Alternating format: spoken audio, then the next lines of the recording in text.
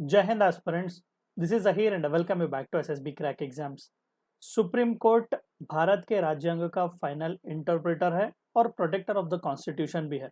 तो since independence अब तक कई सारे ऐसे लैंडमार्क केसेस और जजमेंट्स आए हुए हैं जिसमें सुप्रीम कोर्ट ने यह साबित किया हुआ है।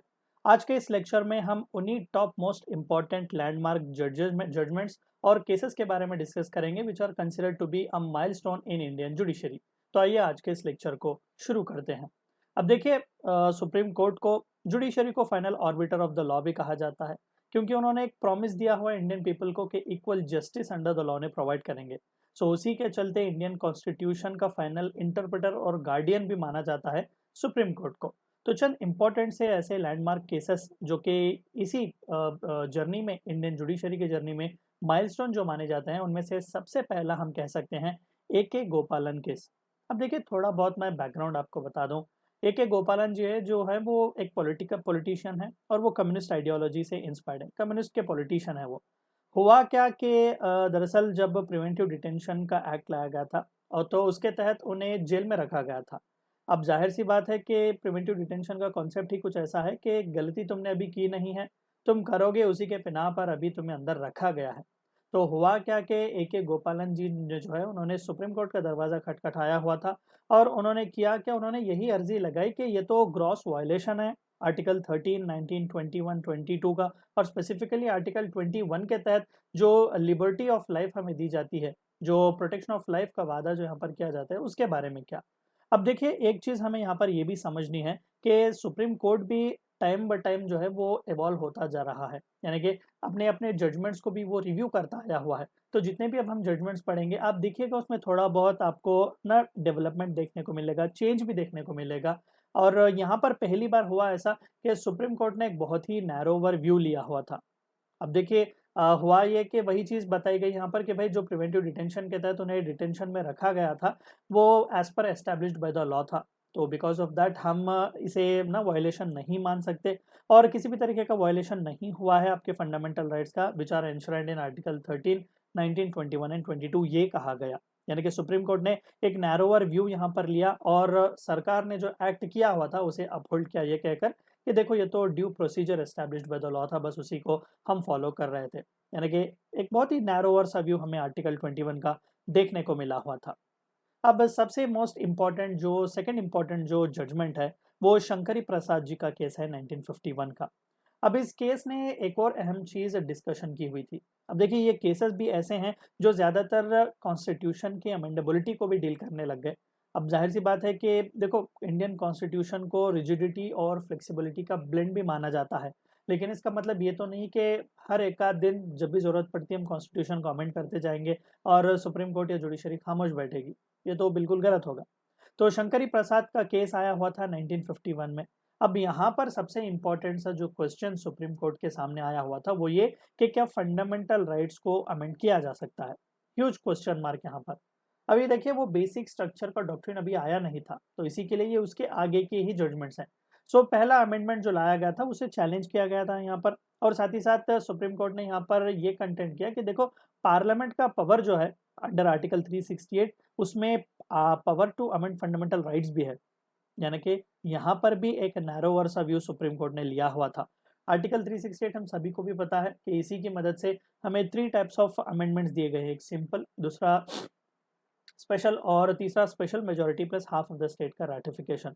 तो यहाँ पर भी सुप्रीम कोर्ट ने एक नैरोवर व्यू रखा और उन्होंने बताया कि देखो, यस, पावर दिया गया है पार्लियामेंट को कि वो इवन फंडामेंटल राइट्स को भी चैलेंज कर सकते हैं, चेंज कर सकते हैं। That is what actually had said. तो इन दो केसेस को याद रखिएगा, बहुत ही इंपॉर्टेंट है। एक है गोपालन का केस, दूसरा शंकरी प्रसाद का case, because these cases actually become the very foundation for the basic structure doctrine. अब इन दोनों केसेस में चाहे वो अमेंड करने के पावर्स को लेकर हो, पार्लियामेंट के अमेंड कॉन्स्टिट्यूशन को अमेंड करने के पावर्स को लेकर हो, या फिर इससे पहले भी जो हमने देखा आर्टिकल 21 का नैरोवर व्यू देखना क्यों ना हो, ये बहुत ही नैरोवर से व्यूज सुप्रीम कोर्ट ने इन दोनों केसेस में रखे हुए थे। यानी कि अपर कटिंग एज यहाँ पर अभी भी लेजिस्लेचर और एग्जीक्यूटिव का ही हमें देखने को मिला हुआ था। तीसरा केस थोड़ा बहुत यूनिक है। 1960 में बेरुबारी यूनियन का केस आया। देखिए, थोड़ा बहुत इसका भी बारे में मैं आपको बैकग्राउंड बता दूं कि इंडिया और बांग्लादेश उस वक्त ईस्ट पाकिस्तान ही था 1960, बांग्लादेश तो 1971 में बना। तो उस वक्त हुआ क्या कि यहाँ पर थोड़े बहुत लैंड अग्रीमेंट्स, बॉर्डर चेंजेस से रिलेटेड थोड़े बहुत यहाँ पर एडजस्टमेंट हुए। तो उसी के रिलेटेड यहाँ पर बेरुबारी का जो टेरिटरी था उसे ईस्ट पाकिस्तान को देने का डिसीजन लिया हुआ था कि उसको ट्रांसफर हम करेंगे। अब इसी केस को लेकर पिटीशन दाखिल किया गया था सुप्रीम कोर्ट में।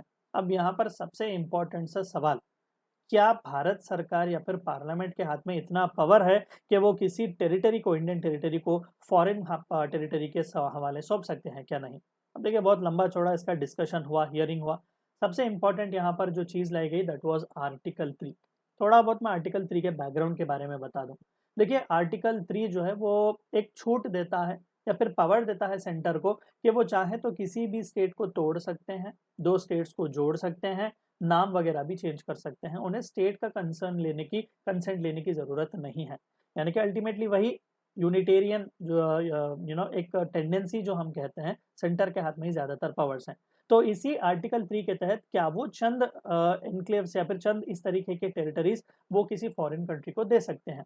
अब वहाँ पर तो कहा गया है कि आर्टिकल 3 में हमें ये पावर्स दिए गए हैं कि हम करें, लेकिन सुप्रीम कोर्ट ने कहा कि नहीं, आप ये नहीं कर सकते। अब देखिए किस तरीके से यहाँ पर सुप्रीम कोर्ट अपने आप को असर्ट कर रहा है। This is what I was trying to say कि कैसे आहिस्ता से ना एवोल्यूशन हो रहा है। सुप्रीम कोर्ट किस तरीके से इवॉल्व हो रहा है, उसके जजमेंट्स किस तरीके से इवॉल्व हो रहे हैं। तो बेरुबारी यूनियन केस जब आया तो सुप्रीम कोर्ट ने खुले तौर पर कहा कि आर्टिकल 3 तुम्हें अच्छी बात है, पावर देता है। किस चीज की पावर देता है? कि विद इन द टेरिटरी तुम कुछ भी चाहो कर सकते हो।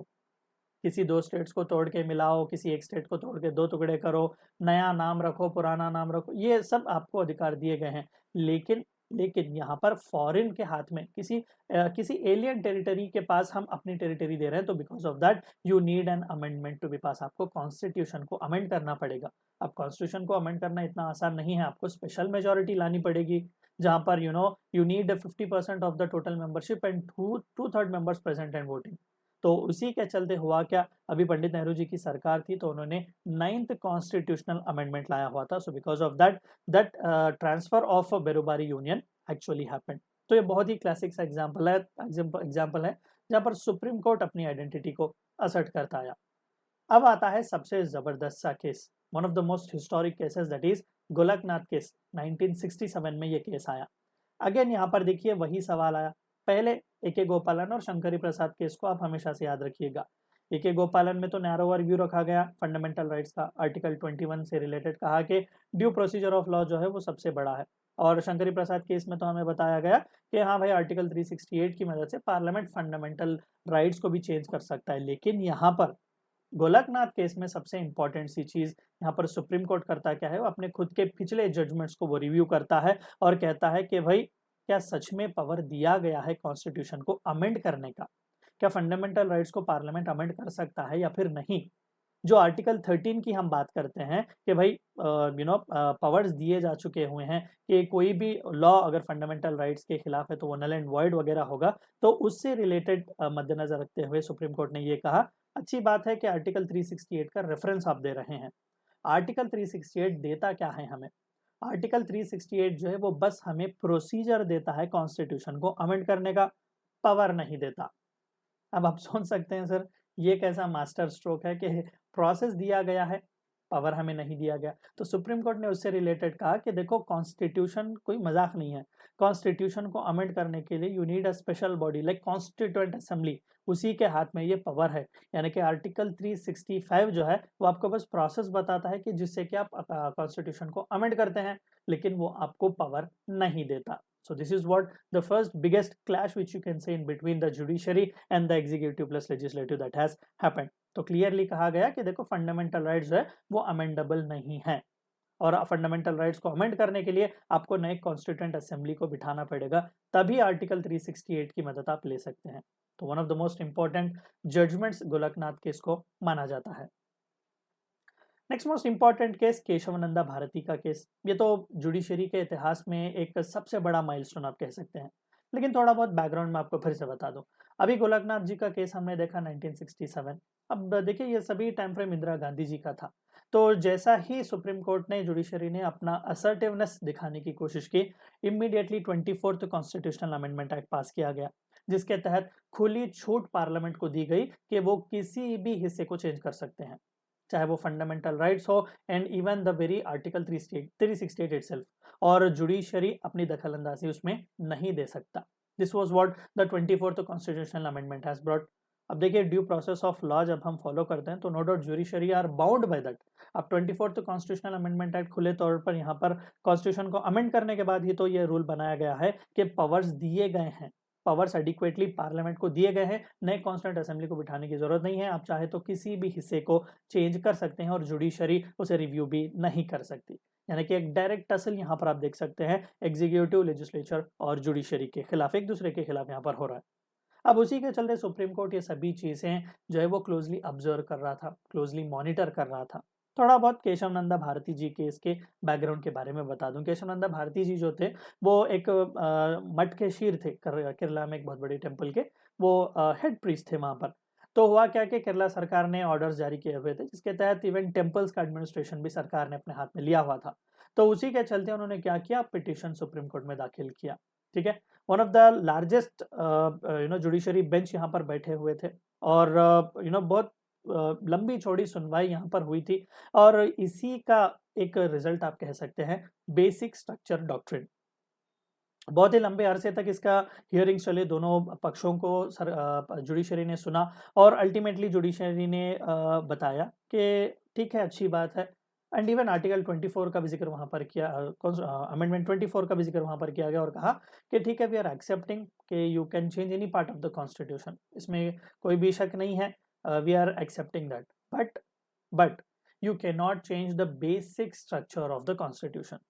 Basic structure of the constitution cannot be abrogated even by a constitutional amendment। अब यहाँ पर यह मास्टर स्ट्रोक माना जाता है इंडियन जुडिशरी का, खासकर सुप्रीम कोर्ट का। उन्होंने देखो टैक्टिकफुली उन्होंने एक्सेप्ट किया जो लेजिस्लेचर और एग्जीक्यूटिव ने अपने अपने काम वहां पर किए हुए थे, अमेंडमेंट पास किया, उन्होंने अपने आप को अल्टीमेट पावरफुल बताया कि we can change any part. तो सुप्रीम कोर्ट ने उसे हम्बली एक्सेप्ट किया, ठीक है, अच्छी बात है, you are the law makers, you can do whatever you want, लेकिन because we are the protector and final interpreter of the constitution, we are giving you that basic structure cannot be destroyed। अब सबसे बड़ा question mark कि basic structure consider किसे करेंगे, ये तो बहुत ही एक वेग स्टेटमेंट है। तो through this doctrine only till date supreme court और the Indian judiciary has been protecting Indian constitution. जब कभी भी किसी भी कोर्ट, किसी भी केस में, किसी भी जजमेंट में रेफरेंस मिल जाता है, कहीं पर भी इंटरप्रिटेशन की जरूरत है, तो वहां से ही हमें बेसिक स्ट्रक्चर के कॉन्सेप्ट्स देने लग जाते हैं, चाहे वो कॉन्सेप्ट ऑफ फेडरलिज्म हो, सेक्युलरिज्म हो, ऐसे कई सारी चीजें, even the parliamentary system which we follow, ये सभी चीजें बेसिक स्ट्रक्चर का ही हिस्सा है। तो जब जब जरूरत पड़ती है तब तब सुप्रीम कोर्ट और हाई कोर्ट हमें बताते हैं। So this was what one of the most important things that has happened during the Keshavananda Bharati case। So जाहिर सी बात है कि one of the most important master strokes भी इसे कहा जाता है कि भाई आप कुछ भी चेंज कर लो, आप कॉन्स्टिट्यूशन का बेसिक स्ट्रक्चर चेंज नहीं कर सकते। नेक्स्ट मोस्ट इंपॉर्टेंट जो केस या जजमेंट है वो मेनका गांधी केस है 1978 का। अब देखिए हुआ क्या कि मेनका गांधी जी का पासपोर्ट जो है वो ब्लॉक किया गया था, वो बाहर देशों में जा नहीं पा रही थी। थोड़ा बहुत इंदिरा गांधी जी के साथ टसल भी वहां पर हुआ था उनका, सो बिकॉज ऑफ दैट सो उन्होंने क्या किया कि immediately she approached supreme court, और सुप्रीम कोर्ट ने सुनवाई की और उन्होंने अल्टीमेटली कहा कि भाई देखो, right to grow abroad is also right to personal liberty under article 21। ये सबसे इंपॉर्टेंट सा चीज याद कीजिएगा। AK गोपालन केस में क्या हुआ था, एक नैरोवर व्यू उन्होंने लिया हुआ था कि अगर लॉ में है, प्रिवेंटिव डिटेंशन लॉ ही तो है, लॉ क्या कहता है कि भाई तुम गड़बड़ करोगे इसीलिए तुम्हें जेल में रखा गया है, छोड़ेंगे नहीं जब तक कुछ सभी चीजें सही नहीं हो जाती। तो वो लॉ ने कहा तो हम लॉ को फॉलो करेंगे, आर्टिकल 21 का एक नैरोवर व्यू। लेकिन वही supreme court Maneka Gandhi case में एक ब्रॉडर व्यू आर्टिकल 21 का बताता है और कहता है कि देखो, mere existence of an enabling law is not enough to restrain personal liberty, such a law must be just, fair and reasonable. महज ये कहकर के देखो लॉ में अवेलेबिलिटी है, लॉ उस पर पाबंदी लगा रही है, लॉ उसे कहीं जाने नहीं देता, लॉ बताता है कि उसको अरेस्ट करके रखो, डिटेंशन में रखो, just because of that we can not do it. और ये आर्टिकल 21 के सरासर खिलाफ होगा, that is right to personal liberty के खिलाफ होगा। So because of that what we do we are striking down that and Maneka Gandhi ji को उनके अधिकार मिले, right to go abroad under article 21, right to personal liberty के तहत जाना माना गया। और ये भी ताकीद दी गई कि कोई भी लॉ महज वो है, इसका मतलब ये नहीं कि ब्लाइंडली हम उसे फॉलो करेंगे, वो जस्ट होना चाहिए, फेयर होना चाहिए और रीजनेबल होना चाहिए। देखिएगा किस तरीके से सुप्रीम कोर्ट में एवोल्यूशन हमें देखने को मिल रहा है, किस तरीके से वो अपने अपने जजमेंट्स को चेंज भी कर रहे हैं। इसीलिए सुप्रीम कोर्ट को कोर्ट ऑफ रिकॉर्ड भी तरह भी कहा जाता है कि अपने पुराने जितने भी जजमेंट्स हैं उन्हें फिर से वो रिकंसिडर कर सकते हैं, उन्हें अपहोल्ड भी कर सकते हैं, उन्हें नल और वॉइड भी बता सकते हैं, कई सारी चीज़ें यहाँ पर हो सकती हैं। And next most important case was Minerva mills case of 1980। अब देखिए ये केस खास इसलिए था क्योंकि इसी बेसिक स्ट्रक्चर डॉक्ट्रिन को ये अपहोल्ड करने की कोशिश करता था। अब ये भी स्ट्रेंथन करने की कोशिश करता है बेसिक स्ट्रक्चर डॉक्ट्रिन को। अब हुआ क्या कि यहाँ पर 42nd कॉन्स्टिट्यूशनल अमेंडमेंट एक्ट 1976 के तहत जिसे मिनी कॉन्स्टिट्यूशन भी कहा जाता था, श्रीमती इंदिरा गांधी जी ने इसे लाया हुआ था। तो उसके तहत कई सारे चेंजेस अमेंडमेंट्स कॉन्स्टिट्यूशन में लाए गए थे। तो उन्हीं चंद अमेंडमेंट्स में से दो चंद ऐसे अमेंडमेंट्स को मार गिराया हुआ था जो कि बेसिक स्ट्रक्चर के खिलाफ थे, और वो मिनर्वा मिल्स केस में ही जजमेंट में ही हमें देखने को मिला। और यहाँ पर क्लियरली सुप्रीम कोर्ट ने ये जजमेंट दिया हुआ था कि देखो भाई, कॉन्स्टिट्यूशन जो है वो सुप्रीम है, पार्लियामेंट नहीं है। पार्लियामेंट का मामला क्या है, हर 5 साल में एक बार पॉलिटिशियंस चेंज हो जाएंगे, इलेक्शन जैसा खत्म हो जाएगा, नई सरकारें आएंगी जाएंगी, लेकिन कॉन्स्टिट्यूशन इज अ परमानेंट चीज। Constitution is something which is supreme. So उसके साथ, उसके बेसिक स्ट्रक्चर के साथ हम छेड़खानी नहीं कर सकते, ये पूरी तरीके से वॉयलेटिव होगा। सो मिनर्वा मिल्स केस में भी बेसिक स्ट्रक्चर डॉक्ट्रिन को फिर से रीट्रेट किया गया, उसे स्ट्रेंथन किया गया। Next most important judgement Waman Rao ji का केस 1981 में था। अब देखिए ये भी थोड़ा बहुत बेसिक स्ट्रक्चर डॉक्ट्रिन से ही जुड़ा हुआ है, लेकिन यहाँ पर एक और अच्छी बात सुप्रीम कोर्ट की ये कि उन्होंने एक लाइन ऑफ डिमार्केशन को ड्रॉ किया। अब देखिए जैसा रैंडमली भी जब हम कहते हैं कोई भी अगर एक जजमेंट आता है और अगर कोई भी एक छोटा सा रास्ता भी खुला दिख जाता है लीगल एस्पेक्ट में कि किसी चीज को हम चैलेंज कर सकते हैं, तो no doubt everything will be flooded, cases ना पूरी तरीके से आ जाएंगे। तो यहाँ पर भी वही चीज हो रही थी कि पुराने पुराने केसेस को उठा के फिर से लाया जा रहा था। सो उन्होंने क्या किया, रिट्रेट किया सुप्रीम कोर्ट वालों ने कि देखो we are drawing a line of demarcation के April 24, 1973 this was actually the date on which Keshavananda Bharati judgement was given. तो इसी को हम एक कट ऑफ लाइन की तरह मानेंगे, यानी कि it should not be applied retrospectively to reopen the validity of any amendment to the constitution which took place prior to that date। उस डेट के पहले जितने भी कॉन्स्टिट्यूशनल अमेंडमेंट्स वगैरह आए हम उन्हें अब कंसिडर नहीं करेंगे, रिट्रोस्पेक्टिवली ये अप्लाई नहीं होगा। यानी कि बेसिक स्ट्रक्चर डॉक्ट्रिन का जो मामला है वो जिस दिन बेसिक स्ट्रक्चर डॉक्ट्रिन पैदा हुआ उसी दिन से ही हम जो कुछ भी एक्ट्स हैं, चाहे वो एग्जीक्यूटिव के हो, लेजिस्लेटिव के हो, हम उन्हें कंसिडर करेंगे, लेकिन उससे पहले के हम कंसिडर नहीं करेंगे। लेकिन फिर भी यहाँ पर फिर से बेसिक स्ट्रक्चर डॉक्ट्रिन को रीट्रेट किया गया कि हाँ यही सर्वोन्नतम है, यही सबसे इंपॉर्टेंट है हमारे लिए, and through this only the constitution can be protected. Next most important जो लैंडमार्क केस या जजमेंट है सुप्रीम कोर्ट का, वो Indira Sawhney versus union of India 1992। देखिए कहानी थोड़ी बहुत पुरानी है। अगर मैं आपको ब्रीफली समझाऊं तो जब मोरारजी देसाई जी की सरकार आई 1977 में, तो मंडल कमीशन बिठाया गया। मंडल कमीशन को एक इंपॉर्टेंट सी चीज टास्क दी गई हुई थी कि भाई ये जो ओबीसीज, अदर बैकवर्ड कास्ट, देखिए एससी एसटी उनका कुछ और है, उनका इशू, उनको reservation since the very constitutional adoption हमें दिया गया है, लेकिन इशू है निचले पिछड़े वर्ग के जो बैकवर्ड कास्ट जिन्हें हम कहते हैं, उन्हें रिजर्वेशन को लेकर था।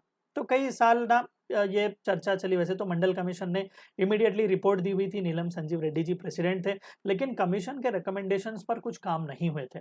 बाद में जाकर जब वीपी सिंह जी की सरकार आई तो वहां पर मंडल कमीशन के रिकमेंडेशंस को एक्सेप्ट किया गया था और 27%, वूपिंग 27% रिजर्वेशन वाज प्रोवाइडेड। अब देखिए भाई, ऑलरेडी एससी एसटीज को रिजर्वेशन दिया जा रहा है, अब इसमें से इतना बड़ा भारी chunk 27% of the reservation OBCs को जाएगा, तो भैया बचेगा क्या जनरल कैटेगरी वालों को? तो उसी को चैलेंज करने के लिए सुप्रीम कोर्ट में इंदिरा सवाने का केस हुआ था बच्चों, और अल्टीमेटली आर्टिकल 16 सबसेक्शन 4 की वैलिडिटी को देखने की कोशिश की गई थी। सुप्रीम कोर्ट ने एग्जामिन किया और यहाँ पर सुप्रीम कोर्ट ने एक ऐसा व्यू रखा कि देखो ये जिस कैटेगरी ऑफ पीपल की बात हम कर रहे हैं ओबीसीज की, ज़माने से ये लोग जो है वो शोषित हुए आए हैं या फिर किसी न किसी ना एक लोअर स्ट्राटा में उन्हें कंसिडर किया गया है। तो ऐसे कम्युनिटी वालों को रिज़र्वेशन प्रोवाइड करना it will actually be an opportunity to provide them to stand on an equal platform. यानी कि ये राइट टू इक्वालिटी के खिलाफ नहीं है। जब हम उन्हें एडिक्वेट अपॉर्च्युनिटीज़ प्रोवाइड कर रहे हैं, चाहे वो एम्प्लॉयमेंट में हो, एजुकेशन में हो, तो ये उनके अच्छे के लिए है, बेटरमेंट के लिए है, वेलफेयर के लिए ही है। लाइक क्रीमी लेयर का एक्सक्लूजन वहाँ पर करवाएँगे, प्रमोशन में रिजर्वेशन वगैरह, टोटल रिजर्व कोटा वगैरह, ये सभी चीज़ें वहाँ पर कंसिडर की गई और अल्टीमेटली कहा कि ये जो 27% रिजर्वेशन दिया गया है, हम उसे अपहोल्ड कर रहे हैं, ये राइट टू इक्वालिटी के खिलाफ नहीं है। लेकिन एक और ताकीद भी यहाँ पर सुप्रीम कोर्ट ने ये दी कि कोई भी रिजर्वेशन आप कंसिडर कर लो, किसी भी कम्युनिटी का कितना भी कुछ भी आप देना क्यों ना चाहते हो, 50% वो एक्सीड नहीं होना चाहिए। यही वो लैंडमार्क बेंचमार्क जजमेंट है जिसके तहत आज भी इवन स्टेट गवर्नमेंट्स भी इसे अडेयर करते हैं। अपने अपने स्टेट्स में वो लिटरली ध्यान रखते हैं कि 50% रिजर्वेशन का जो कोटा है वो क्रॉस ना हो। So it is regarding it is with the result which has happened during the Indira Sawhney versus union of India case. अगला इंपॉर्टेंट जो लैंडमार्क जजमेंट है वो भी बहुत ही यूनिक है। SR Bommai case 1994। देखिए एसआर बोम्मई जी जो थे वो कर्नाटक के मुख्यमंत्री बने हुए थे। लेकिन हुआ क्या कि किसी तरह करके गवर्नर का इस्तेमाल करके वहाँ पर प्रेसिडेंट रूल इम्पोज़ किया गया था और एडिक्वेट चांसेस भी उन्हें दिए नहीं गए थे प्रूव करने के लिए कि भाई मेरे पास मेजॉरिटी है, इसलिए बर्खास्त मेरी सरकार की गई। तो वो भी सीधा लेके सुप्रीम कोर्ट के पास गए कि ये क्या चीज़ हो रही है? ये किस तरीके से बिना किसी ऑप्शन दिए ये ना गवर्नर के हाथ में इतने पावर्स दिए गए हैं कि वो इलेक्टेड एक सरकार को इस तरीके से बर्खास्त कर सके। तो सुप्रीम कोर्ट ने एक बहुत ही अच्छा वाइडर व्यू यहाँ पर एसआर बोम्मई के केस में लिया। कई सालों तक दरअसल ये केस चला और सुप्रीम कोर्ट ने वहाँ पर कहा कि ब्लेटेंट मिसयूज ऑफ आर्टिकल 356 आप बिल्कुल भी नहीं कर सकते। रिमेंबर आर्टिकल 356 प्रेसिडेंट रूल के बारे में बताता है। 3 काइंड ऑफ इमरजेंसी जिसके बारे में आपको याद रखना है। 352 national emergency, 356 that is president rule, failure of constitutional machinery, and even 365 failure to comply with centers principles या centers guideline में भी आप president rule लगा सकते हैं और 360 is actually financial emergency। तो सुप्रीम कोर्ट ने यही कहा कि देखो सेंटर की मनमानी स्टेट पर नहीं चल सकती। आर्टिकल 356 का ब्लेटेंट यूज नहीं कर सकते। गवर्नर सेंटर की एजेंट की तरह ही काम करता है। तो मान लो कल को ना कैबिनेट कुछ कहेगी गवर्नर को कि कोई भी एक कॉन्स्टिट्यूशनल मिशनरी की फेल्यूर का एक एग्जाम्पल बताकर आप प्रेसिडेंट रूल को एडवाइस कीजिएगा, सजेस्ट कीजिएगा, हम वहाँ पर दलाएंगे पॉलिटिकल स्कोर सेटल करने के लिए, तो ये तो गलत बात है। तो उसी के चलते सुप्रीम कोर्ट ने कहा कि आप इसका गलत इस्तेमाल नहीं कर सकते, बहुत सोच समझ के करना पड़ेगा और साथ ही साथ ये आर्टिकल 356 का इम्पोजिशन का प्रोक्लेमेशन है वो भी जुडिशियल रिव्यू को सब्जेक्टेड है। यानी कि एक बार अगर आपने प्रेसिडेंट रूल लगाया, अगर उस प्रेसिडेंट रूल को चैलेंज करना है तो बिल्कुल सुप्रीम कोर्ट में किया जा सकता है। सुप्रीम कोर्ट टेस्ट करेगी अपने जुडिशियल रिव्यू के पावर के तहत क्या ये सही था या फिर गलत। और साथ ही साथ कई सारे इंपॉर्टेंट सी चीज़ें, इवन सेक्युलरिज्म का एक कॉन्सेप्ट भी बेसिक स्ट्रक्चर डॉक्ट्रिन का हिस्सा है। ये भी एसआर बोम्मई केस में ही हमें बताया गया था। One of the most landmark cases 1994। Next most important case Vishakha and state of Rajasthan. Classic example जहाँ पर एग्जीक्यूटिव और लेजिस्लेचर को जो काम करना था वो सुप्रीम कोर्ट ने किया हुआ था। देखिए विशाखा का केस जब तक नहीं आया हुआ था तब तक हमारे पास कोई भी स्पेसिफिक गाइडलाइंस प्रॉपरली नहीं थे जब वुमेन जो सेक्सुअल हरासमेंट फेस करती हैं वर्क प्लेस को लेकर। सो विशाखा गाइडलाइंस जो थे वो इसी केस के द्वारा सुप्रीम कोर्ट ने दिए हुए थे कि सेक्सुअल हरासमेंट से किस तरीके से वुमेन्स को प्रोटेक्ट किया जा सकता है specifically at the work place. और साथ ही साथ यहाँ पर सुप्रीम कोर्ट ने भारत सरकार को, पार्लियामेंट को भी ताकीद दी कि आप जल्द से जल्द एक एक्ट पास कीजिएगा। It took several of years, at least 2013 में हमें वो रिजल्ट देखने को मिला जहाँ पर sexual harassment prevention prohibition of women's at work place act 2013 में हमें देखने को मिला। सो एक सेट ऑफ गाइडलाइंस यहाँ पर एम्प्लॉयर्स को दी हुई थी, रिस्पॉन्सिबिलिटीज यहाँ पर अलग अलग पर्सन और इंस्टीट्यूशंस पर सुप्रीम कोर्ट ने रखा हुआ था कि वो सेक्सुअल हरासमेंट वुमेन का प्रिवेंट कर सकें वर्क प्लेसेस में। So one of the most important guidelines and landmark judgments that have been given। Next most important जो सुप्रीम कोर्ट का जजमेंट है वो 2014 में आया हुआ था। It was NALSA versus union of India, national legal services authorities versus union of India. अब देखिए ट्रांसजेंडर्स जिन्हें हिजड़ा या अरवान कहते हैं, कई सारे अलग अलग नाम से उन्हें जाना जाता है, तो ये भी उनके राइट्स को रिकॉग्नाइज करने के लिए ही रखा गया था। ये केस भी चला हुआ था सुप्रीम कोर्ट में और through this hearing only supreme Court ने अपना जजमेंट दिया और रिकॉग्नाइज किया ट्रांसजेंडर पर्सन्स के राइट्स को कि हाँ भाई थर्ड जेंडर का रिकॉग्नाइजेशन होना बहुत ज़रूरी है। अभी जब आप कोई एग्जांपल मैं आपको देता हूँ, आप किसी सरकारी ना या किसी भी फॉर्म जब आप ऑनलाइन भरने जाते हो, तो जेंडर की जगह आपको मेल, फीमेल या थर्ड जेंडर या फिर अदर जेंडर ऐसे एग्जांपल्स आपको वहाँ पर देखने को मिलेंगे। तो ये भी नो डाउट इसी का आउटकम आप कह सकते हैं। और साथ ही साथ कई सारे इंस्ट्रक्शंस भी सुप्रीम कोर्ट ने दिए हुए थे, उनके बेटरमेंट के लिए क्या कुछ किया नहीं जा सकता। और सुप्रीम कोर्ट ने सरकार को भी बताया कि आप ट्रांसजेंडर्स को माइनॉरिटीज़ की तरह ट्रीट करो और उन्हें स्पेसिफिक जो कुछ भी प्रोविजंस प्रोवाइड करने हैं वो आप उन्हें प्रोवाइड करने की कोशिश करो। एग्जाम्पल्स ये भी दिए गए कि आप उन्हें रिजर्वेशन भी प्रोवाइड करो, चाहे वो एजुकेशन में हो, जॉब में हो, ऐसे कई सारे एम्प्लॉयमेंट वगैरह की चीज़ें में हो, तभी उनका अपलिफ्टमेंट होगा, तभी आप उन्हें सही तौर पर एम्पावर करेंगे। So Nalsa versus Union of India is also considered to be one of the most historic judgments as far as the rights of transgenders people are concerned. Next most important और historic judgement आया हुआ था 2017 Puttaswamy case 2017। Remember आधार जब से आया हुआ है सबसे इंपॉर्टेंट जो झगड़ा यहाँ पर था वो प्राइवेसी को लेकर था। कई सारे पॉलिटिकल एनालिस्ट का कंसर्न यही था कि भाई मेरे बायोमेट्रिक्स तुम कलेक्ट करके क्यों रख रहे हो, मेरा आइरिस, मेरा रेटिनल स्कैन, मेरा नाम, मेरा एड्रेस, मेरा फ़ोन नंबर, मेरा ईमेल आईडी, हर चीज़ आप कलेक्ट करके रख रहे हो डाटा, क्या अगर मैं आपको नहीं देना चाहता हूँ? अब देखिए वैसे तो आधार को मैंडेटरी किया गया था, अगर आपको याद हो या नहीं। 2016 में आधार एक्ट भी पास किया गया था, जिसके साथ ऑलमोस्ट ऑल हर गवर्नमेंट स्कीम या हर छोटी-बड़ी चीज़ के लिए आधार मैंडेटरी बनाया गया था।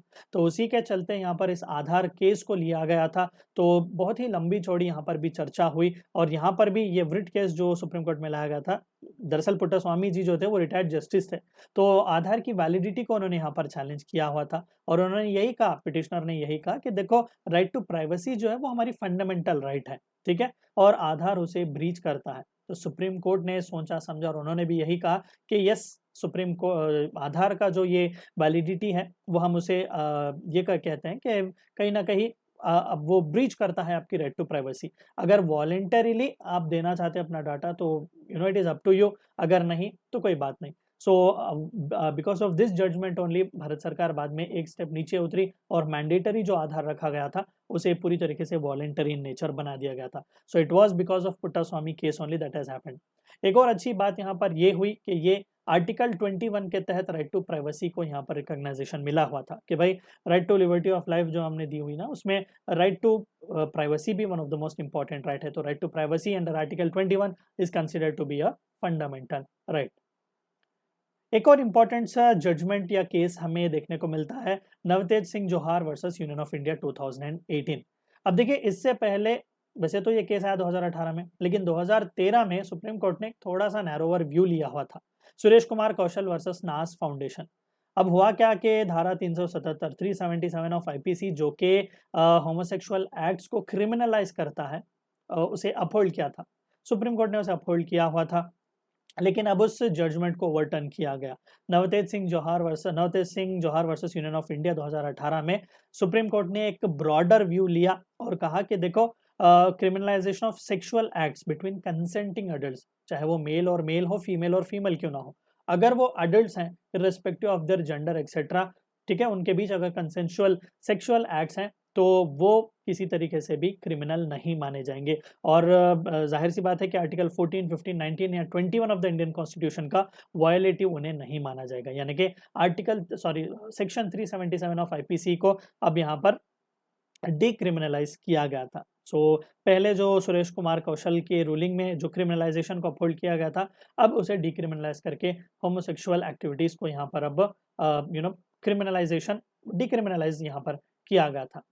तो ये थी चंद इंपॉर्टेंट से जजमेंट और लैंडमार्क केसेस सुप्रीम कोर्ट के जिनके बारे में आपको जानना था।